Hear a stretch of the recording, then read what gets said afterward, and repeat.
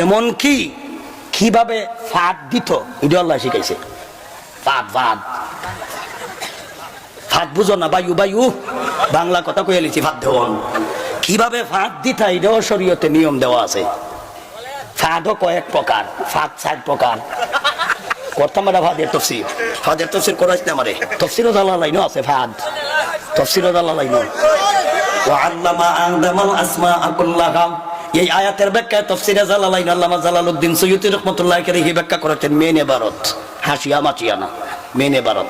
ওয়াল্লামা আদামাল আসমাআ কুল্লাহা হাত্তাল কাসওয়াতা ওয়াল ফাসআতা ওয়াল ফুসাইলাতা ওয়াল মিগরাফাতা, এই ফাদের তাফসীর। কে তাফসীর কি ইবাদের তাফসীর, তাফসীরে জালালাইন আছে, খুলে বের করে দেখো। তাইলে আমি ফাঁদ দিলাম কিনা দিলাম না বুঝবো কিভাবে? নবীজি কইছে তোমার ফাঁদ দেওয়ার লক্ষণ 3টা। কয়টা? এই ফাঁদের তফসিল লাগাই দিছে আমাদের কোরআনের তফসিল বাদ দিয়া।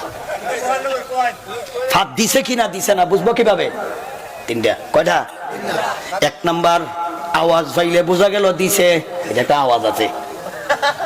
1 নাম্বার হইলো আওয়াজ। 2 নম্বর হইলো গন্ধ। 2 নম্বর কি? গন্ধ। এটা নবীজির কথা, এটা হাদিসও আছে, সামাইলে তিরমিজিতে আছে। বেটা ফাঁদ যদি শিখতে চাস্তে সামাইলে তিরমিজি জানিস ফাঁদ দিতে কেমনে। 1 নম্বর হইলো আওয়াজ পাইলে, 2 নম্বর গন্ধ হইলে।